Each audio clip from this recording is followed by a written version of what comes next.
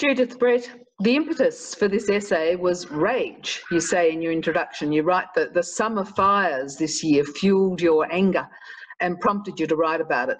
Is it unusual for you as a historian to be prompted to write by anger? Well, look, I'd actually already committed to writing it. I had the idea when I was up in the Northern Territory working as a volunteer Indigenous literacy tutor in around September.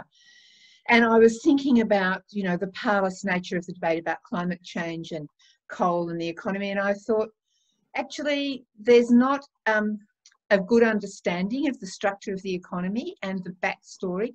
And after I wrote the book From Secret Ballot to Democracy Sausage, which is actually about pretty dry electoral material, I thought one of the things I seem to be able to do is to narrativise reasonably dry material in ways that a broader public can understand. So maybe I should try to do that for Australia's economic history. So I'd sort of committed to doing that. And then I sat down to start writing it on the 27th of December.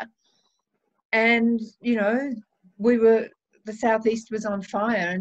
And in a way that put some anger into it. I mean, I've been angry about the state of denial about climate change in our politics probably for a decade. So, but this just, and it was grief too, you know, of all that beauty and being destroyed. So it sharpened your ideas about it, obviously, and sharpened your focus. And then you began to do the research. Was the research work difficult for this? Yeah, it was a lot of work. I actually found writing this harder than I found writing previous quarterly essays, partly because actually there's quite a few different threads of argument. You know, there's an argument about Indigenous rights, an argument about the National Party, there's an argument about the economy, there's an argument about the rise of the coal lobby, and getting a structure that would work to hold those arguments in place for a reader, you know, so that the first rendition that I gave to Chris Spike, who's the editor at Black Ink, was about 33,000 words. And I knew that the structure wasn't fine. You know, the economic history was fine, that worked, but then it sort of kept bulging out. And because I had extra words, you know, with the guidance of a good editor, you can deal with things by just passing them out. And so did it surprise you though, what you were finding out? I mean, you must have had to read an awful lot to go through, and it certainly doesn't read as though you had trouble structuring it. It reads very lucidly. Well, that's good. And that's good. And did you find things that did surprise you along the way? Did I find things? I didn't know much about the development of the of liquid natural gas. For example, I mean, look, I had in place, I had the arc, the big arc of the argument in place. I knew the basic economic history because I'd given lectures on it. I don't think and I sort of knew because I'd read Guy Pearce's work about the rise of the fossil fuel lobby. What I didn't know probably as clearly was the role that state governments played, and actually some of that I ended up taking out because it sort of muddied the picture. So, you know, as I say, I sort of knew the political economic arc, but I didn't know some of the technological stuff, and I didn't know as much about gas as I now do. The arc you paint is from over-reliance on resource export, dismantling of manufacturing, and then that ideological investment in mining. And it's a portrait of a country in deep trouble and a rather that hasn't got much of a knowledge economy. Why do we persist, do you think, Judith Brett, in thinking this is a lucky country? Well, it's because we have been lucky. You know, I think that when wool, you know, we all knew, we were taught at school, we rode on the sheep's back happily all through the 19th into the 20th century, still riding on it happily in the early 1950s. Then artificial fibres start to be developed and the market for wool just plummets. Luckily for us, Japan was industrialising and wanted our iron ore, so we were able to slide from our export dependence on wool and on some farm products to an export dependence on minerals. And that was really good luck for us. We would have otherwise, at the end of the 50s, been in terrible trouble if we didn't have something to replace our export earnings from wool. So we have been lucky. Again, we were lucky, I think, around 2000. I mean, one of the stories that I tell in the book is that in the 1980s, under the Labor government, and particularly Paul Keating, there was a real commitment to trying to diversify our exports, to say, look, we can't keep being a farm and a quarry to the world. We have to start exporting elaborately transformed manufactures. These are things which embody skill and knowledge. And they brought down the tariff walls in order to try to make our manufacturing sector more export-oriented, make it more competitive. And it worked for a couple of decades. But then the rise of China, in a way, walloped our manufacturing.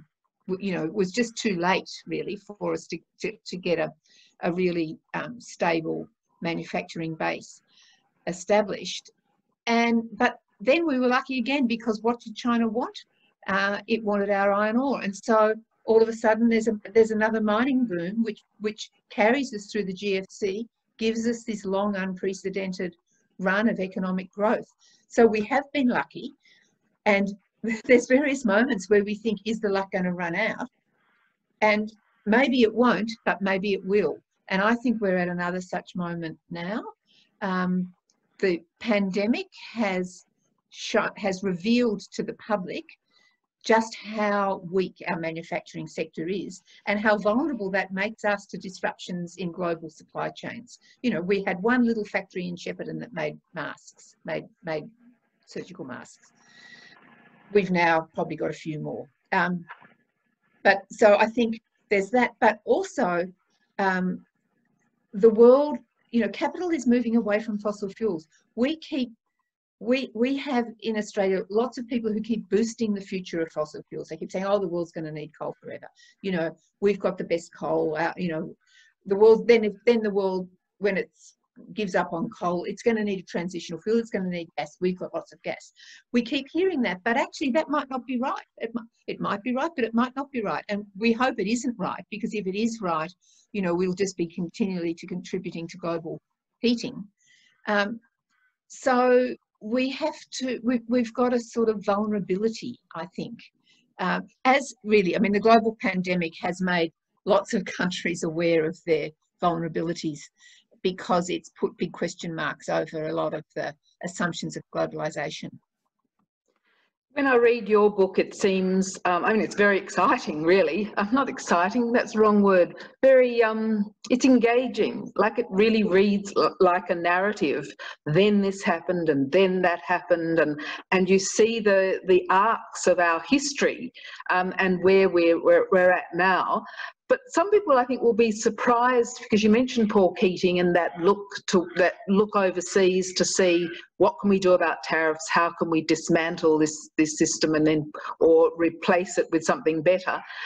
People might be surprised that when you go back to that, a lot of the source of the powerful control over public opinion that has enabled the mining lobby to do what they've done, you trace that back to Paul Keating. Can you explain that? The cultural No, I don't really wars. trace it back. I don't really, well, yes, I think that, I mean, that was a bit of a throwaway line. I think that Paul Keating raised the temperature of our politics. Paul Keating was brilliant at invective, and, you know, he skewered John Hewson, and then he attempted to skewer John Howard. And I think in some ways, I remember when he won the 1993 election, watching his election speech, you know, the sweetest victory of all, and thinking, what you have to do is get up here and say, I'm going to govern not just for the people who voted for me, but for all the people who didn't vote for me as well. I'm going to govern for the whole of Australia. That's what Robert Menzies always did. He wasn't able to move from being a reasonably sort of successful partisan figure to being a consensual representative of the Senate. And I think that created the space for John Howard to make himself into a sort of an opponent of Keating, and to sweep up all the people who Keating's abrasiveness had sort of insulted, I think. There's some people say that the sort of capacity for bipartisanship went from our politics with the dismissal, but I don't think that's quite right, because if you look at the 1980s, yes, there's a lot of robust political debate, but there was a level of bipartisanship and certainly effective policy making that seemed possible then. So how powerful were these lobbyists, the people behind the politicians?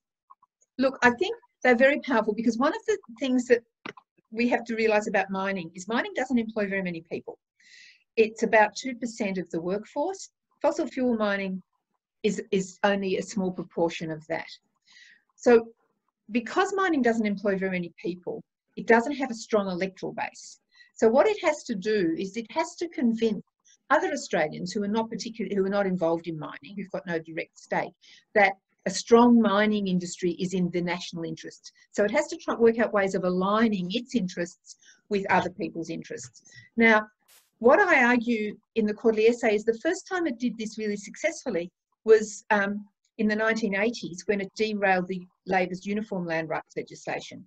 That legislation included a veto over mining. It would have given Indigenous owners much more clout in relationship to mining companies than they subsequently got, as it would have prevented things like what's happened when Rio Tinto blew up the cave in the Pilbara. The mining industry was alarmed by this. The legislation that was framed by, first it was framed by Whitlam coming out of the report of Justice Woodward, and then implemented by Fraser. It was bipartisan created legislation for the Northern Territory, did include quite powerful controls that Indigenous landowners were going to have in relation to mining companies. And Labor was proposing to take that and make that uniform land rights, like that is across the country, and have it as federal legislation, which would then override state legislation. The mining lobby got really well organised, and the core of its argument was Indigenous owners shouldn't have rights that non-Indigenous owners don't have, because one of the things we have to realise, we need to know to see how this worked, is that in Australia, freehold title doesn't give you any control over you don't own the minerals under your soil. They're owned by the state, and the state can sell licenses to explore for those minerals and also to mine for them to outside providers, and you've got very limited capacity to stop that. So Indigenous landowners were going to be given a stronger right in relationship to mining than other landowners. So they were able to start running this, land rights should be the same for all, no special rights. Indigenous people shouldn't have more than the rest of us. And that's exactly, the sort of logic that brought Pauline Hanson to power. Why are Aboriginal children getting support to go to boarding schools in Queensland when people living on remote farms who are not Indigenous are not getting that support? And it was an extremely successful campaign, and Labor dropped its commitment to uniform land rights. As you're speaking, I'm realising that a lot of, and the thing you use on the cover is the picture of Scott Morrison holding the coal in Parliament. Yes. That moment, which is a visual, powerful moment and was obviously effective, or seemed to be effective, your essay is full of moments of powerful simplicity. The moment when, as you say, there's a lobby finds the right words to make public opinion move behind it. Keating was a complex man and dramatic to watch, theatrical to watch, but the moments were richer, were less simplistic. When you think about the history of the rise of mining and coal, the curse of coal as you call it, is it a history of powerful synthetic moments? Yes, but also of persistent work by the mining lobby behind the scenes to essentially keep the political elites, keep it in the heads of the political elites that mining matters, mining is crucial to the prosperity of the economy. And I think, you know, what happens in a way, you know, after the mining lobby wins over Indigenous rights, but it's the fact that then climate change comes along around the turn of the century, and the mining lobby starts, it's another existential threat really, particularly to fossil fuel miners.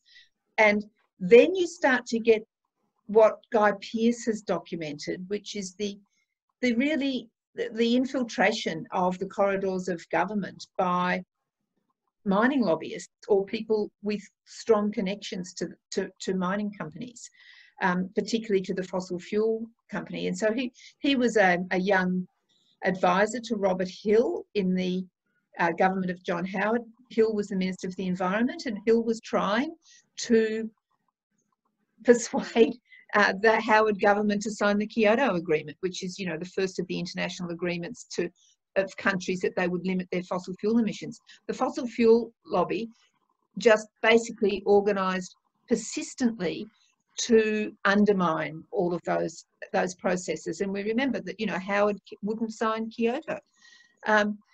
So I think that was it. There's moments that stick in the popular imagination, but behind the scenes there's this persistent work, and then there's this success that not all parts of the fossil fuel lobby, but particularly people like Hugh Morgan, had in spreading scepticism about climate change amongst the coalition, so that it became like an identity marker for being on the right side of politics. You know, a bit like, you know, Trump is making wearing of masks some sort of marker of being a Republican. You know, and I think that was a really insidious and destructive process in relation to our national politics that had implications that go beyond just the climate policy, because they spread a scepticism about science too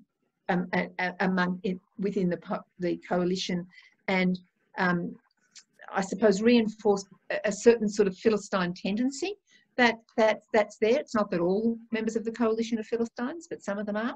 And we can see this playing out in what they're doing to the humanities, which is astonishing. But, you know, what I find most astonishing is not so much the ideological attack, but the fact that it's not actually evidence-based and it isn't rational. You know, it's a dog's breakfast of a policy. But somehow the ideological momentum has overridden the capacity to make good evidence-based policy.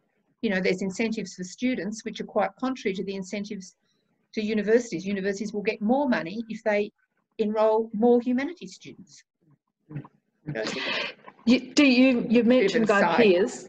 I guess we're at the point where we're thinking, if you read your essay, first, may I ask, is there much that you think is contestable in what you have written about?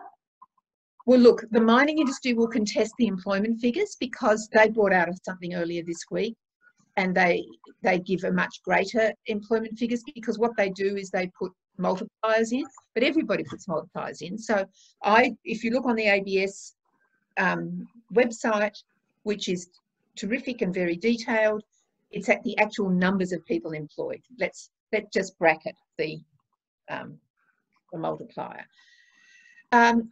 If you're a climate change skeptic or denier, you would contest my assumption, which is that actually the globe is heating and that we're heading for a moment of crisis. So I guess that's contestable.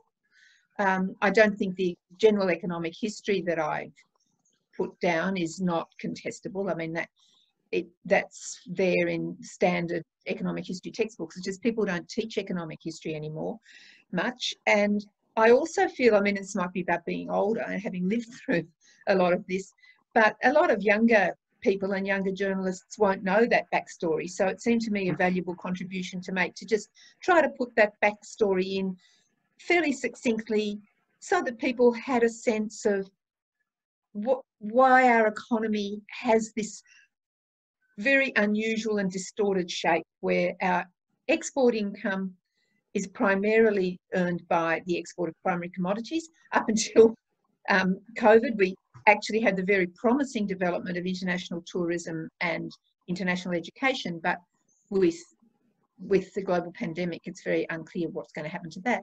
But while we've got that, and then while we've got this incredibly weak manufacturing sector, which now employs less than 7% of the workforce, and if you drill down, fewer than 100,000 of those people are skilled metal workers. A lot of them are making biscuits and food and packing things. You know, this is not a sign of a highly skilled we don't have a highly skilled industrial base. And that's happened quite quickly. So, and people know that there's a problem with our manufacturing, and the pandemic's made them aware of that. And I think this was to, in a sense, just tell the story of how we got there. Yeah, I can't see how you could read it and not go, okay, but right. And that's why I'm really grateful for having something like this to read. I read your book on Deakin and just thought it was just so good, because he's such a complex man, and you pull out the complexities of a man who wanted power, but he wanted decency. He wanted to believe, but he wanted to deny the things that might have got in his way. I mean, he was such a good book. I'm wondering if, as you research people like Hugh Morgan, I'm thinking of, and I know we've got to be careful with these sorts of discussions, but as you researched people like that, did you have any insights into why you would go on moving in a direction which adds up to so much negativity? Did you have any insights about those sorts of people who deny climate, the people in both in government or in lobby groups? No, but I do think we need to understand a bit more about the psychology of this. And I do just include a little bit about the psychology. I mean, it's clear, you know, from that most people who deny climate change are older white men. And it seems to be about the way in which climate change threatens their sense of control of the world. It's saying that a lot of them, they're particularly people from engineering, academia, you know, professional men who've made good careers inside of a sort of the economy that as we've inherited it, and find it psychologically very confronting that actually this can't last. So I think there is a psychology there, but I do find the negativity of it and the aggression that gets motivated. But that's something I don't understand. Actually, I mean, that happens with men, a lot of men in politics anyway. I mean, that's one of the ways in which I found Deakin interesting, because Deakin does not mobilise that sort of partisan aggression in his politics. You know, he fights for what he wants, but he doesn't vilify. He doesn't use aggression in that way that we've become used to. So I guess that's something, you know, I'm hoping we might get more insight into. I mean, and it may be that these men will all just die out. Well, they are. I mean, they're getting old. There's always more behind them. But yes, you finish on it's positive, careful note, because you mentioned some older men who are now get the figures for renewable energy. Yes. It's not all old men are climate change deniers. It's just that most climate change deniers are aging white men.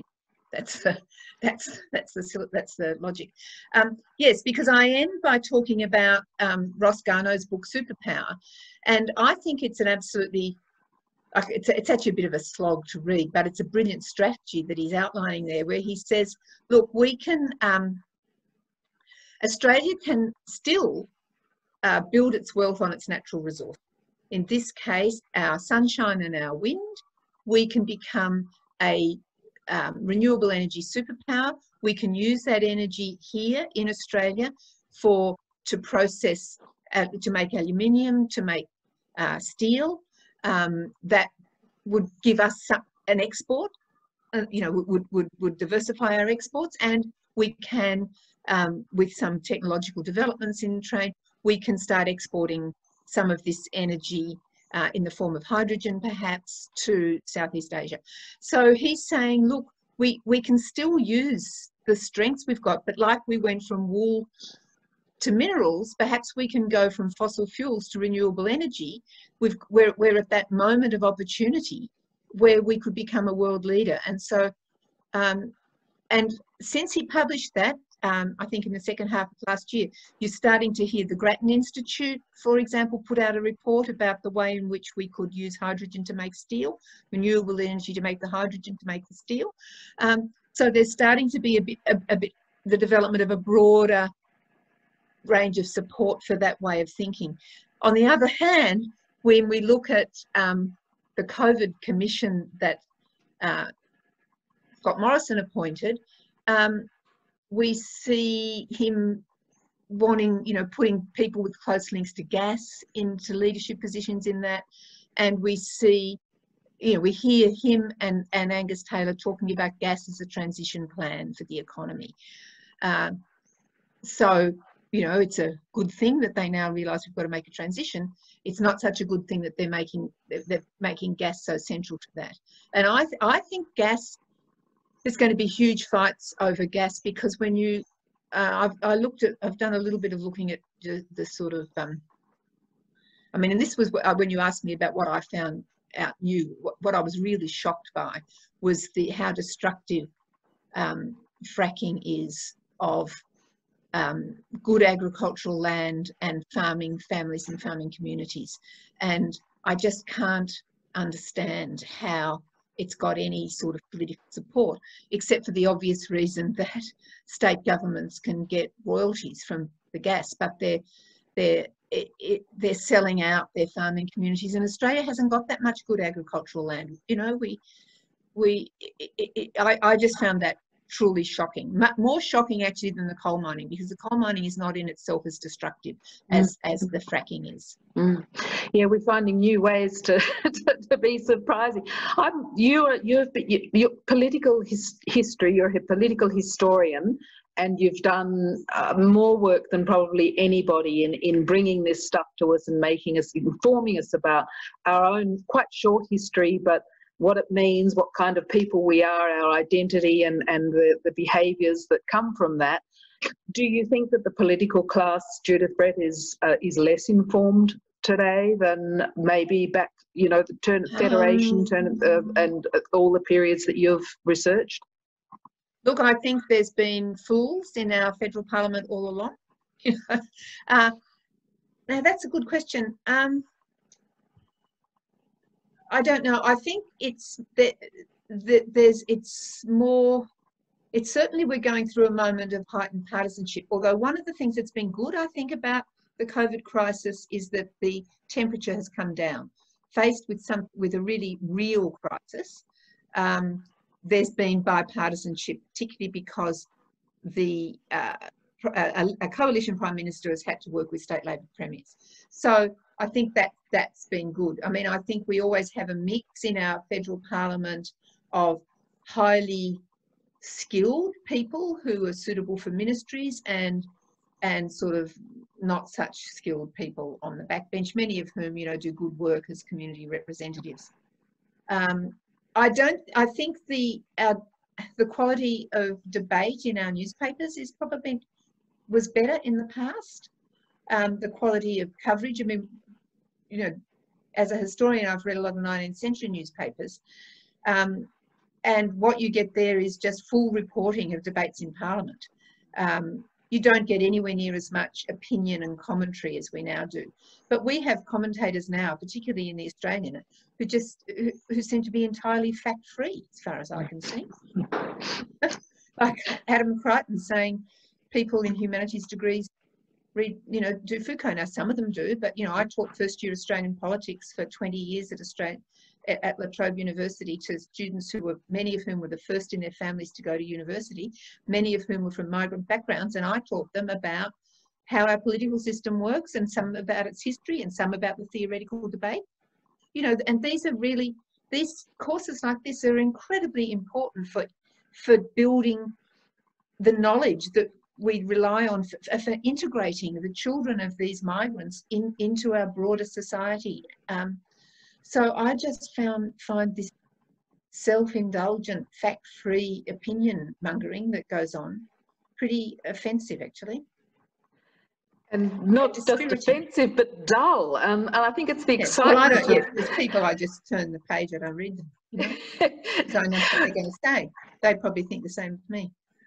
No, I think that may I finish with a bit of praise for Black Ink and the quarterly essay and the monthly and the Saturday paper and this alternative media. And I'm surprised to hear myself saying this. I don't want to sound like an acolyte, but without the quarterly essay, which has now become such an important institution, and it's very lonely, really, I don't think we would have heard this essay from you, Judith Brett.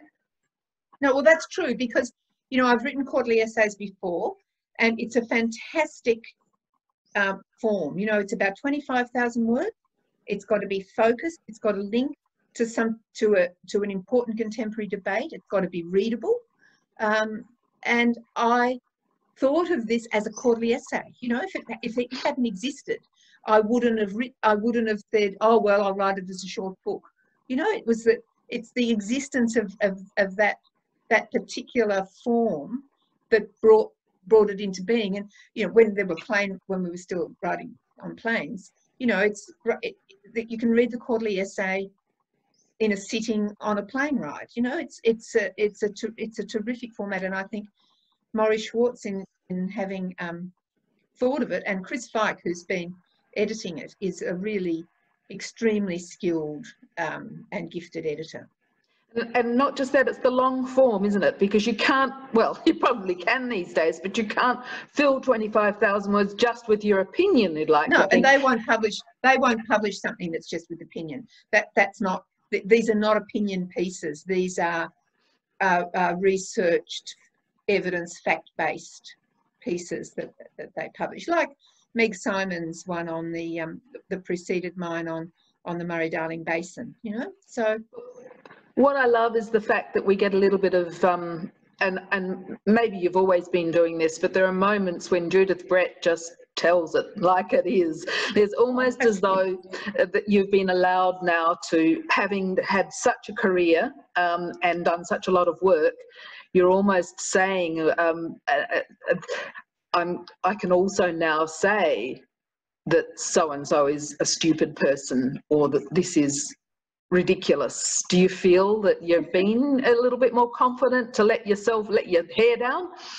Oh, yeah, maybe. I mean, look, I really think in writing the quarterly essay, the most important experience was my years of lecturing. I gave lectures, you know, on the history of the Australian economy, and so you've got to hold the attention of a bunch of 18 to 20-year-olds. So you've got to find the moments, the pithy moments. You've got to find the quotes and the personalities. But it's probably true. I mean, now over 70, that I can be a bit more dismissive of people, you know. But I also, like, I do feel that on the climate change debate, these people, you know, like that wonderful moment on Q&A when Jim Molan, who is not a stupid man, said, oh, you know, I like to keep an open mind on climate change. And the climate scientist said, yeah, but not so open that your brains fall out. You know, I just think these people don't really deserve respect. I mean, I think they've been enormously destructive because they've polarised our politics, and they've made it, like I quote Alan Kohler, that in fueling these climate wars, that's what's taken up all the oxygen. You know, they've made it impossible for other issues to be debated. They've stalled other processes of political reform for at least a decade. I think they're a disgrace. Thank you for writing it. It's given us some strength and some hope. Your optimism at the end is tempered, but it's there, and that for me is a really powerful thing. So thank you for writing this. Hope all of our parliamentarians read it. Thank you very much, Rosemary, and thanks for such a supportive interview and well informed. Well, it's easy when it's good work. Thanks, Judith Brett. Thank you.